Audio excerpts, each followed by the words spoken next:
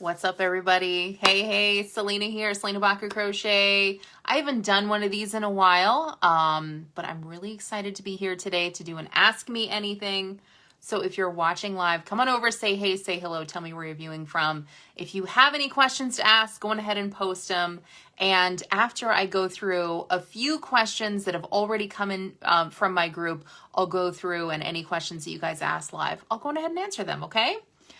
So what I usually do for these Ask Me Anything sessions is I will post a question in my group. I will link that group, and that way if you're not already in there, you can come and join. It's a lot of fun, I promise.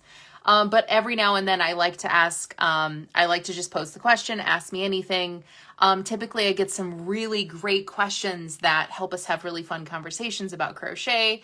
And these did not disappoint. So I have 5 great questions. I'm going to be going to those. And if you did ask a question in my group, I'm going to be answering and giving some resources for all the things that I'm going to be talking about today. So there's that. All right. Oh, it looks like quite a few of you guys are here. Nobody's saying hey yet, but it looks like Monica Mercado is here. Sandy is here and Emily is here so far. So again, if you guys want to shout out while I'm here live, don't be afraid. Come on over. Say hey, say hello. Okay. So the first question that I see, Yvonne, I see you. Hey, Yvonne, good to see you. So the first question that I see is from Amina. And Amina says, what's the best way to weave in my ends without them unraveling? I feel like that's there's more to that. So what I love about that question is so many times we just think in crochet that we just have to weave in our ends. And I found out the hard way that, because I was a fan of just crocheting over my ends. I didn't always weave them in. And I found out the hard way that that's a huge mistake for a lot of projects. So what's the best way to, I'm going to rephrase that a little bit, or I'm going to answer it back by saying, always ask what's the best way to manage my ends, okay? And really it's going to depend on quite a few things, like the yarn that you chose, what kind of fabric that you have, and what the project is, right? So you really have to think about all of those things to think about how you're going to manage your ends whenever you're done. For example, some yarns are not going to lend well to weaving. For example, let's say you make cotton washcloths, right? Cotton doesn't really, you can weave it in, of course you can, but it's a washcloth and it's going to get wet a lot. It may go in the washer, it may go in the dryer. Those ends that start out as being woven in are going to come undone. They're not going to stay fastened, right? So that's not really going to be a great solution for that particular kind of yarn. Alternatively, think about a yarn like wool. Think about a yarn like that, right? That yarn is a perfect yarn to be sewn in. Now, here's where I'm going to get a lot of you guys. There is a huge difference between weaving in your ends and sewing in your ends. And really, those are about the two, or just knotting and fastening off. Those are the 3 things you can do with your ends. I have a video to show you guys each one of those things. I'm going to post it down here in the comments, okay? And I'm also going to update this video so that way you guys can have that resource. Some yarns, or again, it depends on the project. Maybe you've got a project that's got 2 sides and, you know, maybe the yarn can't be woven in. Maybe again, it depends on the project. It depends on, how, it depends on the fabric. So really, there's not really a one answer, for everything that you're doing. So again, watch that video and then you at least have some information about knotting your ends, weaving your ends, sewing your ends. Weaving your ends, I should say, is literally, think about how you weave, right? You're weaving between things. Think about a woven cloth or anything that's woven, right? It's literally interlocking fibers that don't go into each other. They're woven together, okay? So weaving is not going to work well for every single project, but it's going to work well for most, some projects. Sewing is really going to be, again, some yarns don't sew well. Some cotton yarns, they're so dense and they're so thick, you're not going to be able to sew in your ends, because sewing means that you're using a metal needle that's got a pointy end. Think about what a sewing machine does. Think about when you're mending something. You are literally interlocking fibers together because you're going into yarns and into fibers. Does that make sense?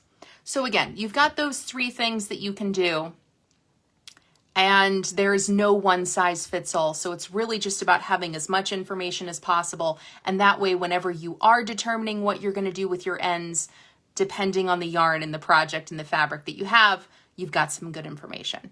All right, so that's number 1 for you guys. I'm going to update this with that information. I'd love to hear your thoughts. It looks like Rudy is here watching. Rachel Weiss is here watching. Teresa is here. Nikki is here.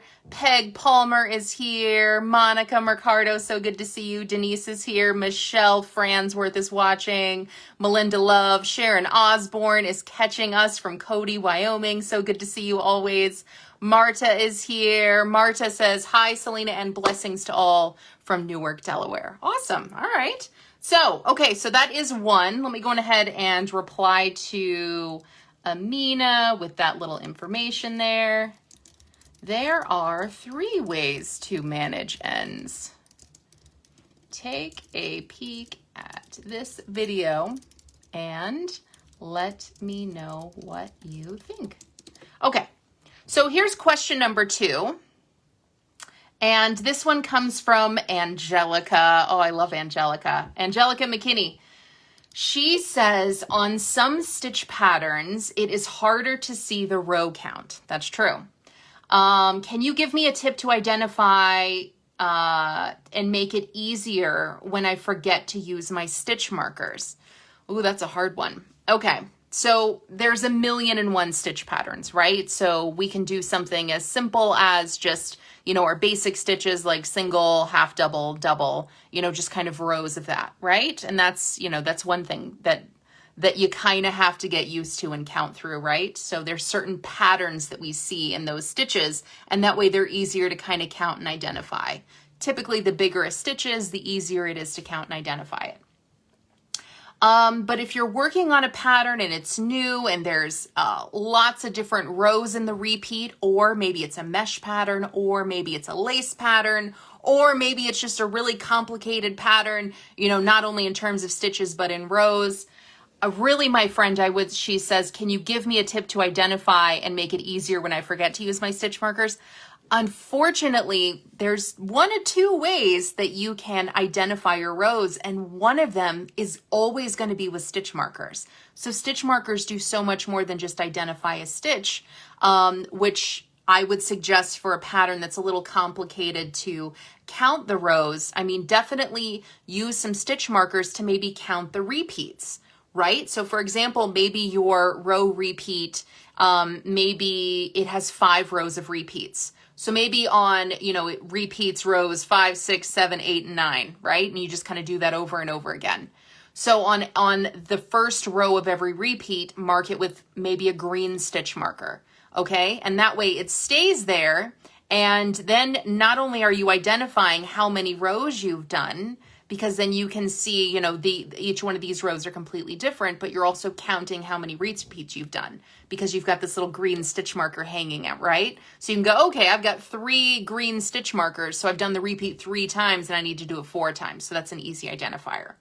The next thing is just get comfortable with the pattern. Really take time to understand what this pattern looks like.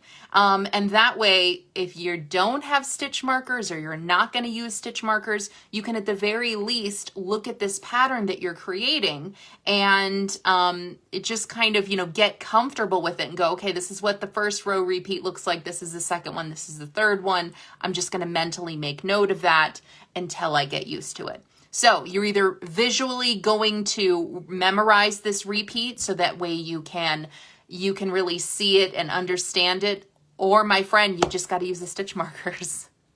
So let me know what you think about that. Angelica, I can't wait to hear. It looks like Rachel Pierce is here. Marta say, I just wanted to say hello. Oh no, she's not feeling well, my friend. I hope you feel better and I hope you're up and better soon. Keep us posted.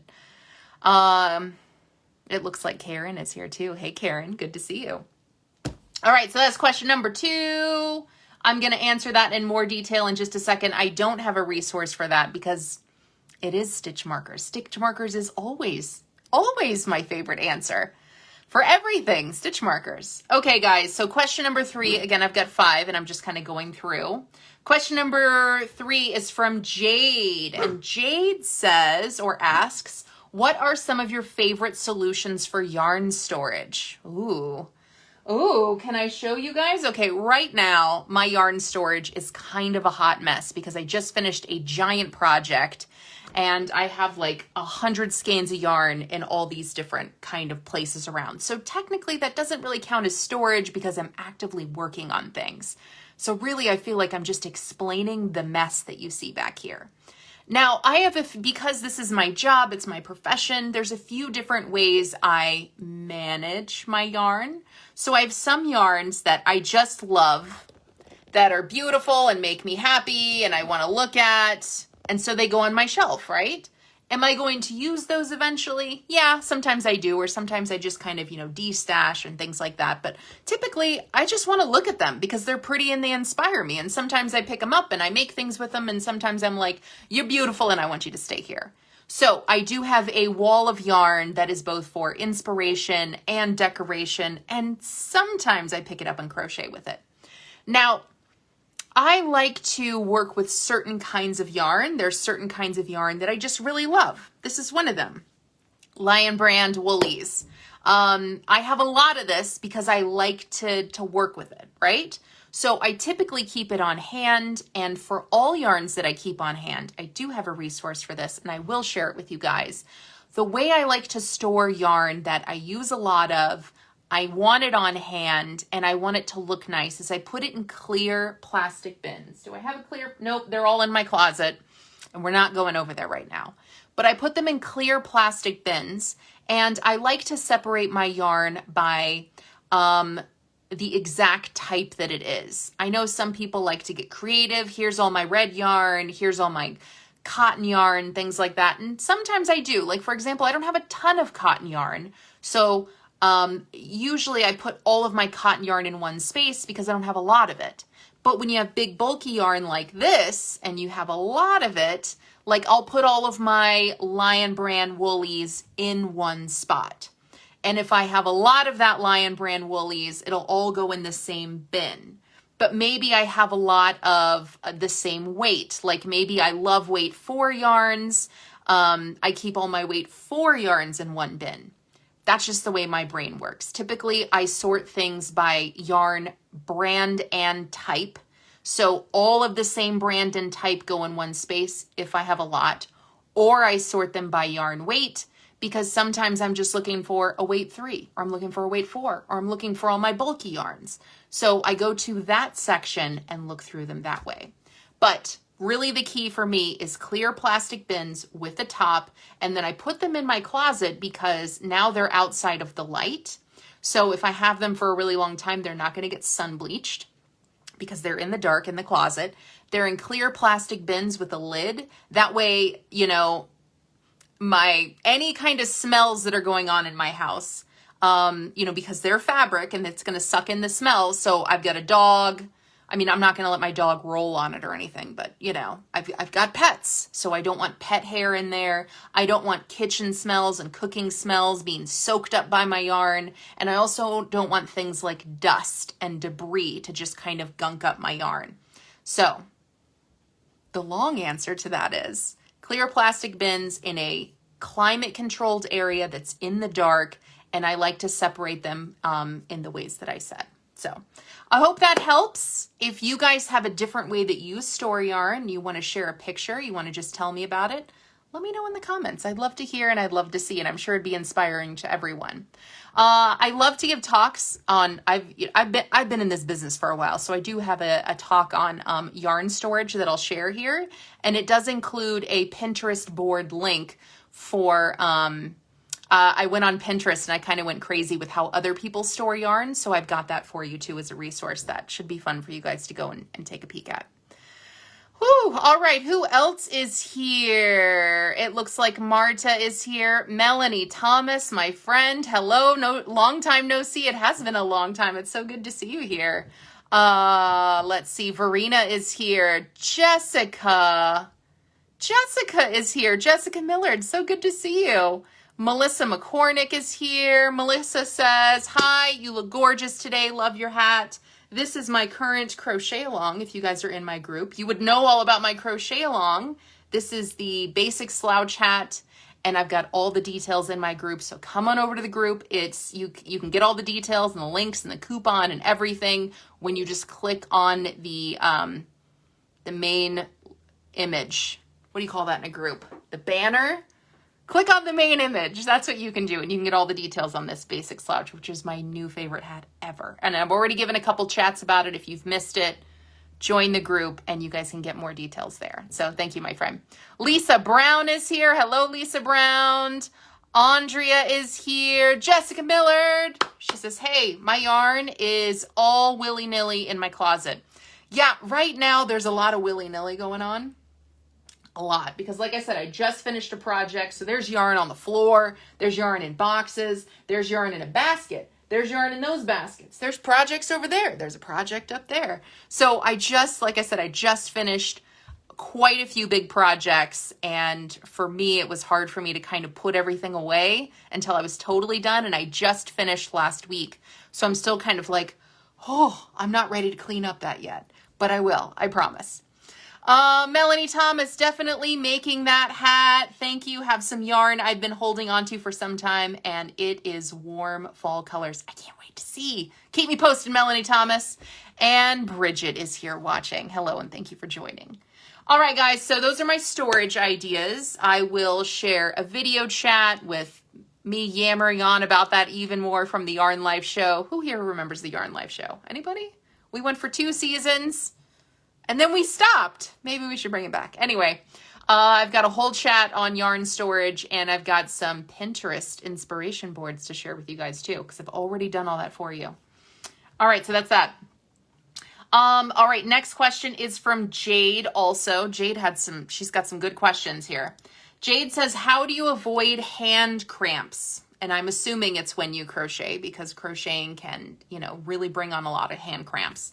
I'm going to share a video chat that I had with one of my favorite crochet artists, Michelle of Two Brothers Blankets. We talked about pain with crochet, especially, hand pain and shoulder pain and things like that a while ago. So I'm going to share that resource with everyone as well. But for now, I'm just going to give a few quick tips and tricks, right? Because I could probably talk about this alone for about an hour. So whenever you're crocheting,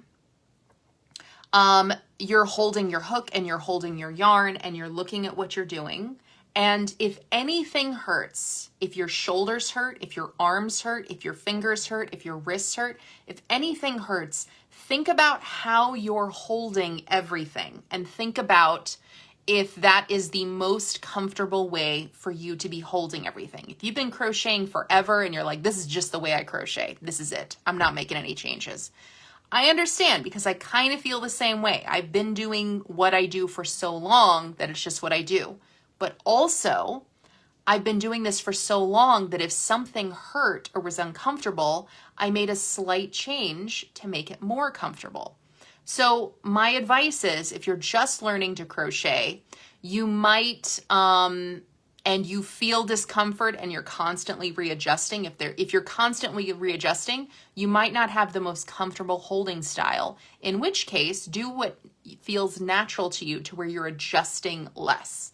Now, if you've been crocheting just forever and always, and you're like, this is my hand stuff, this is how I hold my work, it just is what it is, I have hand cramps, give me some quick tips and tricks, then, the Band-Aids, the Band-Aid fixes for me are, think about what kind of hooks you're using. For the longest time, I would just use my Susan Bates aluminum, super basic aluminum, same size from start to finish, right? But I realized about 6 years ago that there's extra things that you can put onto crochet hooks, like polymer clay handles, or they even make them with like wood handles and things like that. Drop that bad boy. And I realized that the bigger the handle is, the less my hand is really gripping, so the more my hand can relax. So therefore, the more comfortable my hand is and the longer I can crochet. So that's something that personally worked for me. And you might find that if your hand is cramping, think about what you're holding and how you're holding on to it. Because if your hands are cramped, it might mean that you've got too tight a grip. So think about how you can loosen your grip. And one of those things can be how you hold your yarn. So instead of holding your yarn like this, maybe you hold the tension between these two fingers and then just kind of guide it with these two, because then you're not gripping and cramping your hand, right? And think about how you're holding your crochet hook. Now, maybe you don't change from a knife grip to a pencil grip or something like that, but maybe you change what kind of tools that you're using. Maybe you use bigger tools. Maybe you use something with a bigger handle on it. And maybe that could be more comfortable for you. And I will say this too. I always feel weird talking about this. Like, it feels strange. But so I started doing this thing called fascia blasting. And I already feel like a weirdo just saying that out loud. You'd have to know. Like, you'd have to see and you'd have to know. So it's just basically these tools that have claws. And I know you just Google it, fascia blasting tools, honestly. And I have a little one that I can hold in my hand, and it has these little claws on it. And I use it on my hands. And I use it on my hands, and it feels like a massage. And it really kind of just gets into my muscles. And that way, when my hands feel really tight and they hurt, after I've crocheted for a while, or maybe I've just been on my phone too much and my thumbs typically hurt, and I'll use that tool to kind of massage my hands and massage my muscles. And it really does a good job of just kind of relaxing my muscles in my hands. So those are a few things that I do that work really well for me. But if you guys have anything that work really well for you, feel free to share it and we can make this a fun conversation, all right? Because the more information we have and the more we share, the better our lives can be, right? Whew. All right, let's see who else is here and what you guys are saying. Oh, Melanie Thomas. She's bringing up a blast from the past. She says, and drunk crochet. Yeah, drunk crochet is something else that I would love to bring back, but I feel like they just weren't ready for it.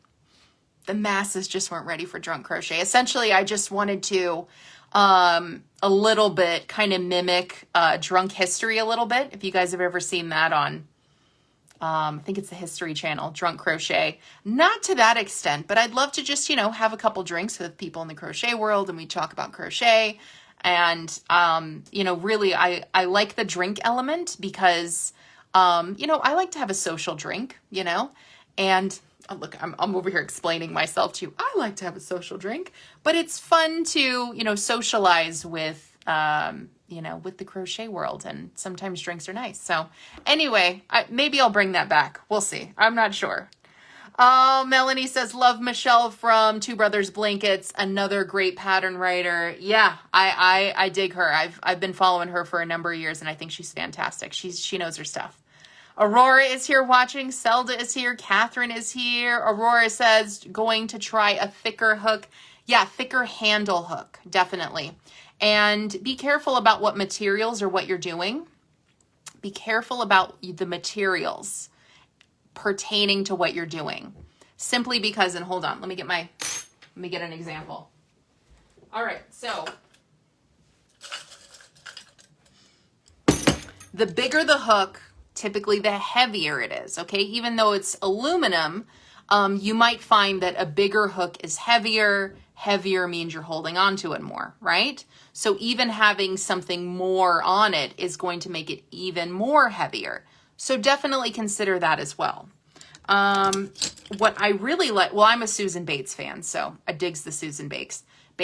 This isn't really a thicker handle so much as it's a longer handle. So it just being longer and on the outside of my palm, it just makes me feel so much more comfortable about where it is and how I'm holding it. So already I'm not gripping it more. Again, I'm a knife holder. That's how I hold my crochet hooks. So that's what works for me. So maybe something longer could work for you as opposed to something shorter. Maybe if it's too short, again, think about what your hands are doing as you're holding onto your hook. Because if the hook could be different in some way, longer or thicker, depending on how you hold your hook, are you going to hold on to it a little more different? So, definitely think about that. Just think about it. And maybe try some different things and see what you dig. Catherine says I'm ready for drunk crochet. Yeah. People said they were until they showed up, and then they weren't so sure. Melanie Thomas, the Bates Ergo hook holder is great. It's blue and yellow, I think are the colors, and it holds all size hooks. It's great. Like a hook holder? I mean, because I like I got this at the thrift store. I think it's for plants, but I got this for $2. The thrift store. Yep. So, I mean, I think anything could be a hook holder, but I like this because it holds all my hooks and it's clear. So, and it was $2. So I dig that. That checked all the boxes for me. Aurora says, I roll a lime on the computer top with the palm of my hand. Oh, so you like massage your hand like with a lime. Okay, that makes sense. I dig that. I hear you. Melanie's laughing at me about something. I don't know. I said a lot of funny things, so it could be any one of those. Gail is here. Would love to see some crocheted Christmas ornaments. I hear you. Not my thing. The closest thing I get to Christmas ornaments would be, oh, hey girl, would be my Christmas stockings. And I design a new Christmas stocking every year. As a matter of fact, my one for this year is already out. You guys can find it in my Ravelry shop, so you can decorate with those. There are far more talented thread artists and small yarn crochet artists. Come on, girl. Let's say hey. On Ravelry. And I know that there are some amazing... She wants me to hold her and just pet her. She's old. She doesn't know I'm here doing a live. Yeah, there are far more talented people on Ravelry that make ornaments, but I am not one of them, I'm sorry to say. Peg, let me know if you do. I too enjoy a social drink. Well, maybe we'll bring it back. Maybe it'll just be a social thing. Maybe. Lori Younger is here. Christina Warner is here. Melanie says, no, you put your single hook in it to crochet.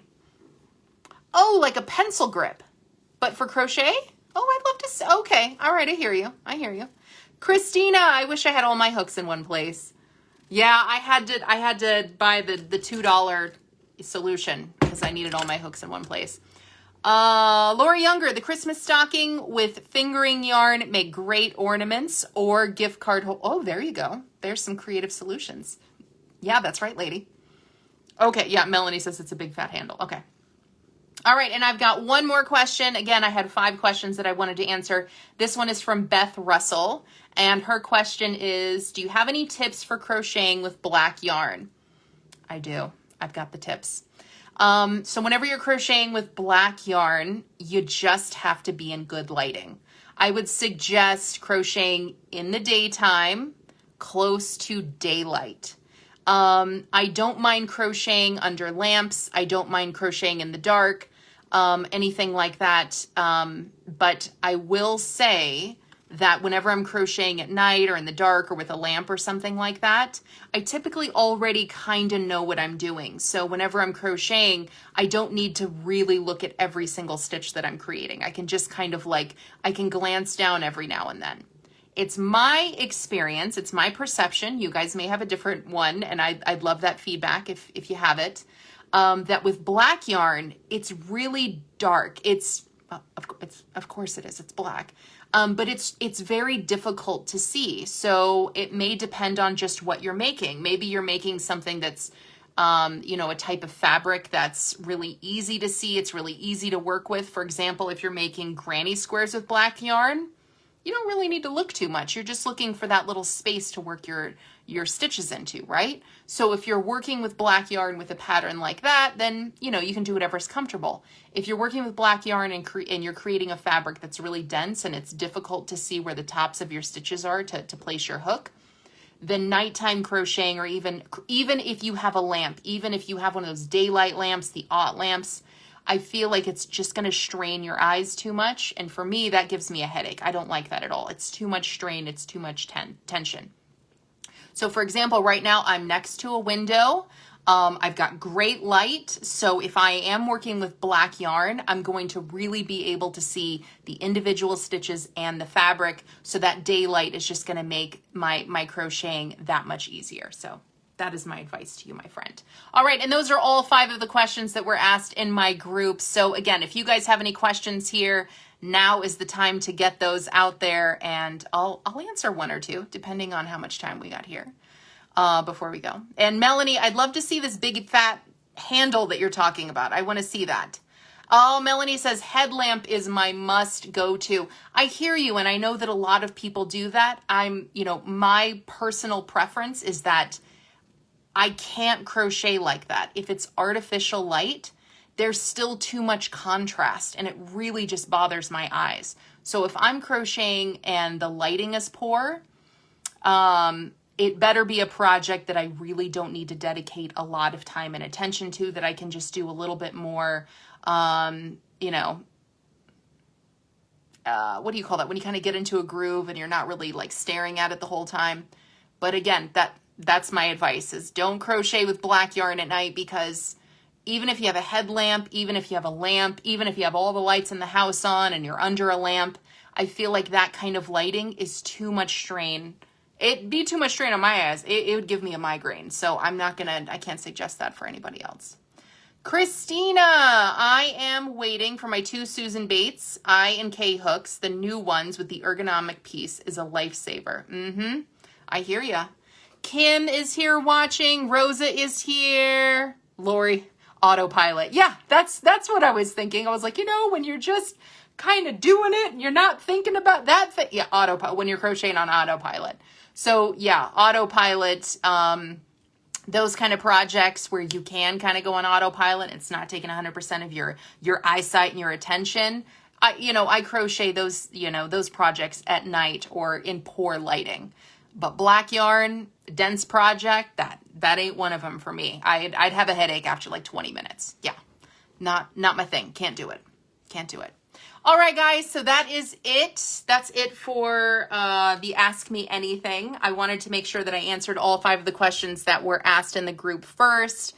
But this is a lot of fun. It helps me, have conversations with people who dig crochet too. And hopefully, I love to learn things. So if you guys have feedback or advice, I'm always learning things from you guys, and hopefully I can share things that make your crochet life just a little bit better. All right. So I'm going to update this post. I'm also going to post some links in the comments, and everybody who asked me a question in the group, I'm going to post those resources too. All right. Hope you dig it. If you did, tag a crochet friend in the comments if you think they'll enjoy this, and share this video in just one place where you enjoy crochet if you think they'll dig it too. And I'll certainly appreciate you for it. Peace, love, crochet, everybody. See you next time. Bye-bye.